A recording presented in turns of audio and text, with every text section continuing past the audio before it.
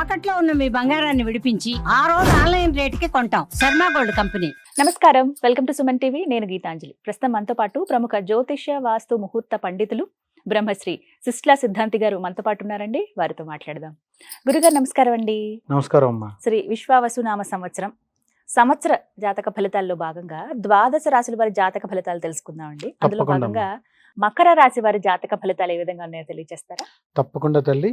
ముందుగా మన ఛానల్ ద్వారా మకర రాశి వారందరికీ కూడా శ్రీ విశ్వావసునామ సంవత్సర శుభాకాంక్షలు, శుభాశీస్సులు అందరికీ ఉండాలి. అందరూ బాగుండాలి. సర్వే జన సుఖినో భవంతు అన్నట్టుగా అందరూ బాగుండాలని కోరుకుంటూ, ప్రధానంగా మకర రాశిలోకి ఎవరు వస్తారని మనం పరిశీలించుకుంటే కనుక ఉత్తరాషాఢ నక్షత్రంలోని 2, 3, 4 పాదాలు, శ్రవణ నక్షత్రంలోని 4 పాదాలు, ధనిష్ట నక్షత్రంలోని మొదటి 2 పాదాలు, 1, 2 పాదాల వాళ్ళు ఈ యొక్క మకర రాశిలోకి వస్తారు. దాదాపుగా చెప్పాలంటే 2.5 సంవత్సరాలుగా ఇబ్బంది పడుతూ ఉన్నటువంటి ఎవరు మకర రాశి వాళ్ళు, ఏలినాటి శని ఇదొకటే కాకుండా మొత్తం పూర్తి స్థాయిలో అంటే 7.5 సంవత్సరాలు, 7.5 సంవత్సరాలుగా పూర్తి స్థాయిలో ఇబ్బంది పడుతూ ఏ రోజుకి ఆ రోజు గండం గడిచింది, పిండం బయటపడింది అనుకుంటారు వాళ్ళు. ఇప్పటి వరకు అదే పరిస్థితి. 7.5 సంవత్సరాల్లో 2023 జనవరి 18 నుంచి చివరి భాగంలోకి వచ్చాడు. చివరి 2.5లోకి వీళ్ళకి ఏలినాటి శనిలో. అప్పటి నుంచి ఊపిరి పీల్చుకున్నారు. అప్పటి వరకు ఊపిరి కూడా అందలా పాపం. అంటే అప్పటి వరకు వెంటిలేటర్ల మించి ఉన్న వ్యక్తికి వెంటిలేటర్ తీసాడు. జనవరి 2023 జనవరి 18, 2023 నుంచి ఊపిరి తీసుకోవడం మొదలుపెట్టారు సొంతంగా. అంటే అంత ఒత్తిడి అనుభవించారు వీళ్ళు. అనుభవించిన వీళ్ళకి భగవంతుడికి తెలుసు ఆ ఒత్తిడి ఏంటో. మనం ఏదో ఇక్కడ మన స్టూడియోలో కూర్చొని నవ్వుకున్నట్టు అనిపిస్తుంది, కానీ వాస్తవంగా అంత ఇబ్బంది పడ్డారమ్మా. అంత భయానకమే గడిచింది. గతం కదా అది ఫేస్ చేశారు, బయటపడ్డారు. ఇక ఇప్పుడు వీరికి సంబంధించి అద్భుతం ఏంటంటే ఒక శుభవార్త. శని విశేషంగా వీళ్ళకి గోచారంలో మారుతున్నాడు. అది చాలా అద్భుతం, సందేహంగా చెప్పచ్చు. దీనికి ముందుగా మకర రాశి గురించి తెలుసుకోవడానికి గ్రహ సంచారాలు ఏ రకంగా ఉన్నాయో చూద్దాం. ప్రధాన గ్రహాలైనటువంటి దేవగురువు వచ్చేటప్పటికి మకర రాశి వారికి పంచమంలో లక్ష్మీ స్థానంలో ఉన్నటువంటి దేవగురువు వృషభ రాశి నుంచి మారిపోయి మకర రాశి వారికి 6ంటికి వెళ్తున్నాడు, మిథున రాశిలోకి మే నుంచి. అదే సందర్భంలో ఈ యొక్క మకర రాశి వారికి శని వచ్చేటప్పటికి తాను ద్వితీయంలో కుంభంలో పూర్వభద్ర నక్షత్రం 3వ పాదంలో ఉన్నటువంటి శని మారి సంచార రీత్యా పూర్వభద్ర నక్షత్రం 4వ పాదం మీనరాశి ప్రవేశం జరుగుతుంది. అంటే ఈ యొక్క మకర రాశి వారికి 3వ ఇంట్లోకి వెళ్తున్నాడు. వాస్తవంగా శనికి దాన్ని లక్ష్మీ స్థానం అని చెప్తాం. 3వ స్థానం లక్ష్మీ స్థానం. ఇక అదే సందర్భంలో గురువు లక్ష్మీ స్థానం నుంచి మారిపోయి ఇంకా చెప్పాలంటే రుణస్థానంలోకి వెళ్తున్నాడు, రోగస్థానం. అంటే గురుబలం దాదాపుగా పోయిందని చెప్పం మకర రాశికి. శని బలం సంపూర్ణంగా ఉంది. ఇక మిగిలిన రాహుకేతువుల స్థితి చూద్దాం.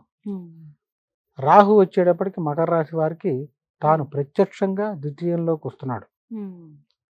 అంటే శని స్థానాల్లోకి రాహు వస్తున్నాడు, కుంభంలోకి. ఇక కేతు పూర్తిగా అష్టమంలోకి సింహంలోకి మారుతున్నాడు మకర రాశి వారికి.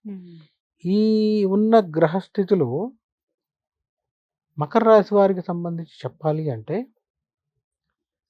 దాదాపుగా ఉద్యోగ ప్రయత్నం కానీ, విదేశయానం కానీ వెళ్ళాలి, గట్టి ప్రయత్నం చేస్తే ఉద్యోగం వచ్చేస్తుంది అనుకున్న ఉద్యోగం ఏ దేశంలో ఉన్నా, వాళ్ళు ఏ దేశంలో అయినా ఉండనివ్వండి, ప్రయత్నం చేయాలి. ప్రయత్నం చేయంగానే ఉద్యోగం వచ్చేస్తుంది. అది ఎప్పటి వరకు అంటే మే 14వ తారీఖు వరకు. మే 14 తర్వాత ఎక్కువ కష్టపడాలి, ఉద్యోగం వస్తుంది మీకు తర్వాత కూడా. ఇప్పుడు ఉదాహరణ మీరు బాగా నాకు తెలుసు, నేను ఉద్యోగం కావాలనుకుంటున్నా, మీకు నా డీటెయిల్స్ బయోడేటా అని ఇచ్చేశారు. ఇప్పుడు ఇట్లా ప్రయత్నం చేయగానే గురువు గారు మీరు మనం చెప్పారు కదా, అడిగారు కదా, అవకాశం ఉందండి, మిమ్మల్ని రమ్మంటున్నారంటే వెంటనే వచ్చేయండి అంటారు. మకర రాశికి ఉన్న అదృష్టం, ప్రస్తుత స్థితి. గురువు ఎప్పుడైతే మారతాడో అప్పుడు ఎక్కువ కష్టపడాలి, గురువు మేలో మారుతున్నారు. మారుతాడు. అప్పటి నుంచి మీకు ఒకళ్ళకి ఇస్తే చాలదు, కనీసం 10 మందికి ఇవ్వాలి, పులిహోర పొట్లాల్లాగా. ఎక్కువ ఆ, ఎక్కువ కష్టపడాలి. కష్టపడాలి. వస్తుంది ఉద్యోగం, రాదనట్లా. ఇంకో రహస్యం ఇక్కడ, ఉద్యోగస్తులకి వ్యాపారస్తులకి చాలా ముఖ్యమైన విషయం. ఎందుకంటే డబ్బు పరంగా ఎక్కువ తిరుగుతూ ఉంటుంది వ్యాపారంలో, వీళ్ళకే కదా. అవును. మీకు రావాల్సిన డబ్బు ఎవరైనా వ్యాపారస్తులకు ఇవ్వాలంటే ఇప్పుడు కొంచెం ప్రయత్నం చేయండి, ఇచ్చేస్తారు. గట్టిగా ఒత్తిడి చేసినా ఇస్తారు. ఎప్పటి నుంచో బాకీ పడి మొహం చాటేసి ఇస్తాన్న వాళ్ళు ఇంటి మీదకి వెళ్తే ఇచ్చేస్తారు. అదే మే తర్వాత వచ్చేటప్పటికి ఇస్తానులే, ఇప్పుడు వెళ్తే 10 లక్షలకు 10 లక్షలు ఒకసారి ఇస్తారు ఇవ్వాల్సిన వ్యక్తి. లేదా రేపురా ఇచ్చేస్తా అని చెక్ ఇచ్చేస్తాడు. లేదంటే చెక్ ఇచ్చేసి రేపు వేసేసుకో అంటాడు.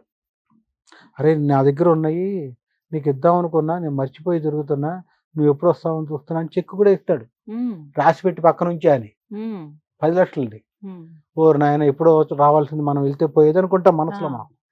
ఈ గురువు మారిన తర్వాత విచిత్రం, ఎవడు కాదు ఇస్తాడు.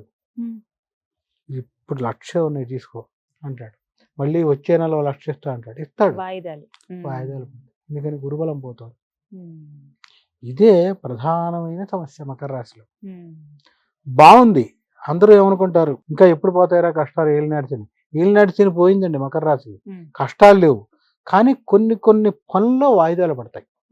ఇక్కడ వచ్చేటప్పటికి ప్రధానంగా ఉద్యోగస్తుల పాపం. ఎందుకంటే నాకు ఉద్యోగస్తుల గురించి ఎందుకు ఎక్కువ చెప్తానంటే, వ్యాపారస్తుల గురించి మొత్తం డబ్బు తీసుకొచ్చి పెట్టేవాళ్ళు వ్యాపారస్తులు.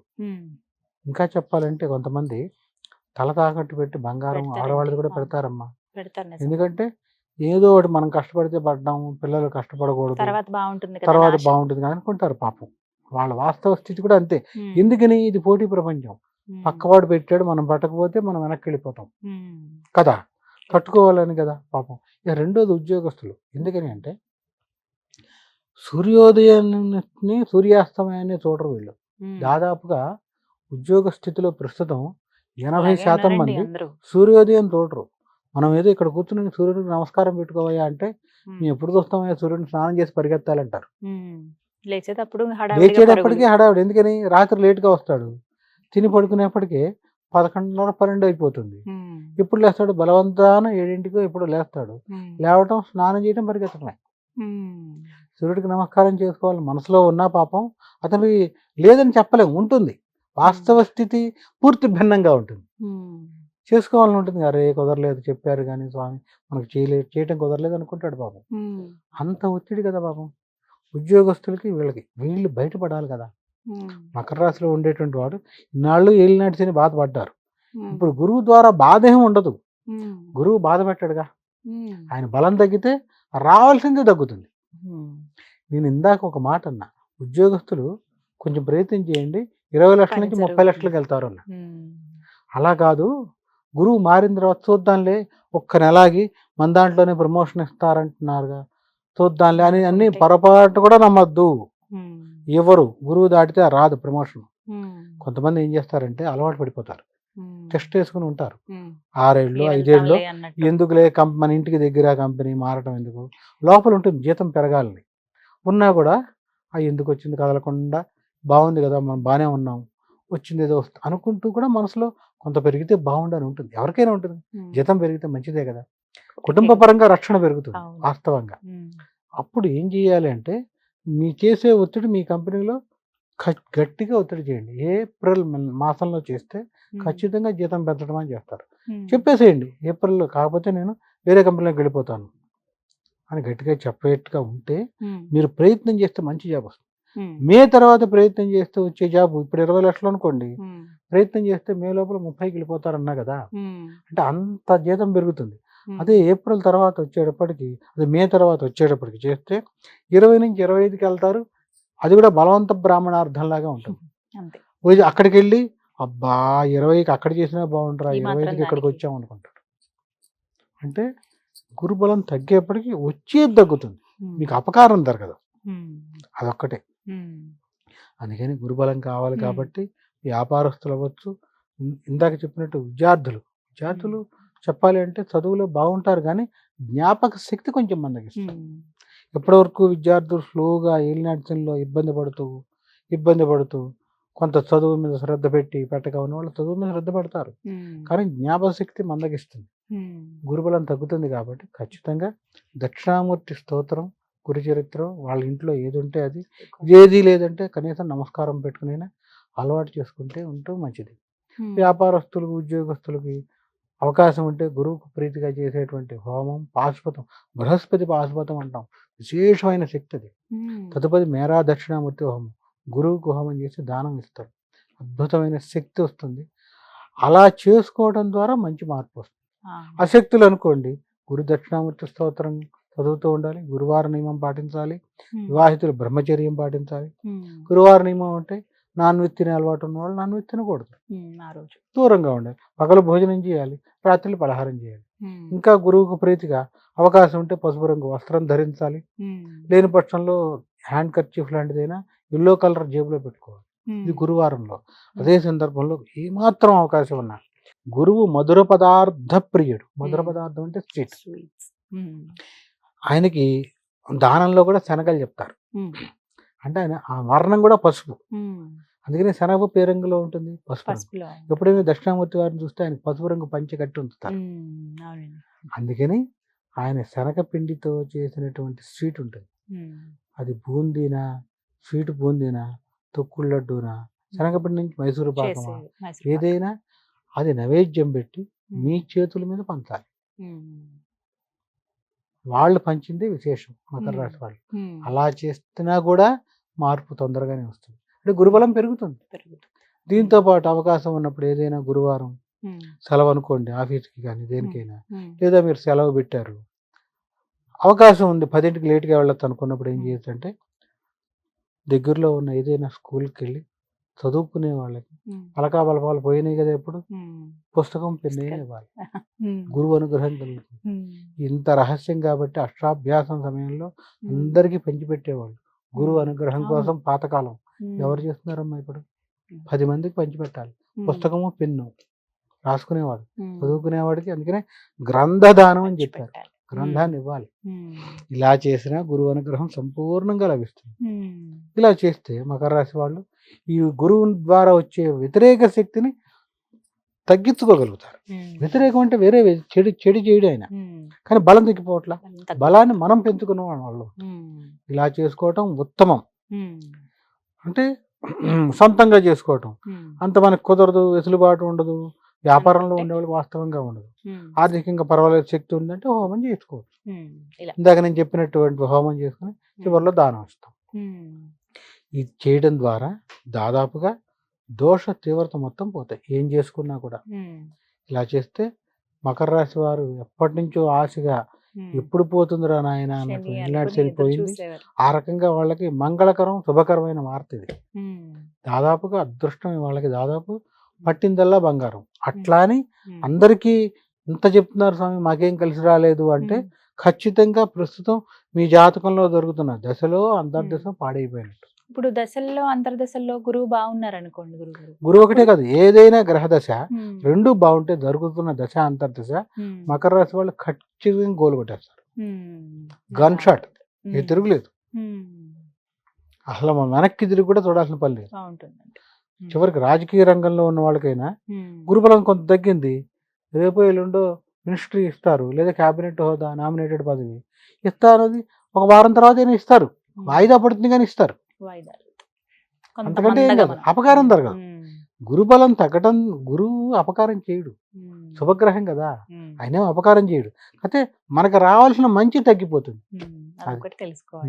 ఉదాహరణ పిలిచారు, మాట్లాడారు, గురుబలం నిన్నటి వరకు ఉంది కదా మకర రాశికి, పిలిచి మాట్లాడారు, నీకు ఇస్తాను ఇలా ఏప్రిల్లో అని.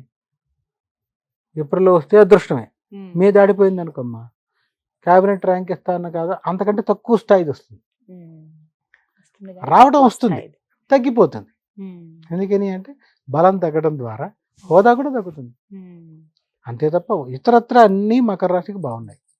మొత్తం మీద పరిశీలన చేసుకుంటే మకర రాశి వారికి 7.5 సంవత్సరాల సుదీర్ఘం, చిన్న 1 రోజా 2 రోజుల అనుభవించిన వాడికి తెలుస్తుంది అన్నా కదా, అంత కష్టం నుంచి బయటకు వచ్చేసారు. ఎలాంటి ఇబ్బంది లేదు, సంతోషంగా ఉండొచ్చు. కానీ ఎంత సంతోషంగా ఉన్నా నిరంతరం గురు దక్షిణామూర్తి స్తోత్రం చేసుకోవడం విశేష ఫలితం. చేయగలిగితే, లేని పక్షంలో విద్యార్థులైతే దక్షిణామూర్తి పటానికైనా నమస్కారం పెట్టు. నమస్కారం చేసుకో. అందులో ఇంకా ఇంకొక మాట చెప్పాలి, ప్రతి ఇంట్లో దక్షిణామూర్తి పటం ఉండాలి, విద్యార్థులు ఉండాలి. చదువుకునేటువంటి రూమ్లో ఉత్తరంగా ఉండే గోడకి పెట్టాలి. అప్పుడు ఆయన దక్షిణంగా చూస్తూ ఉంటారు. అందుకనే ఆహా. దక్షిణామూర్తి. దక్షిణామూర్తి. ఉమ్. ఇలా ప్రతి ఒక్కరూ ఇలా ఆ, పెట్టుకుంటే ఉంచుకో. మంచిదండి. మంచిది. చక్కగా వివరించారు గురుగారు. ధన్యవాదాలండి. నమస్తే.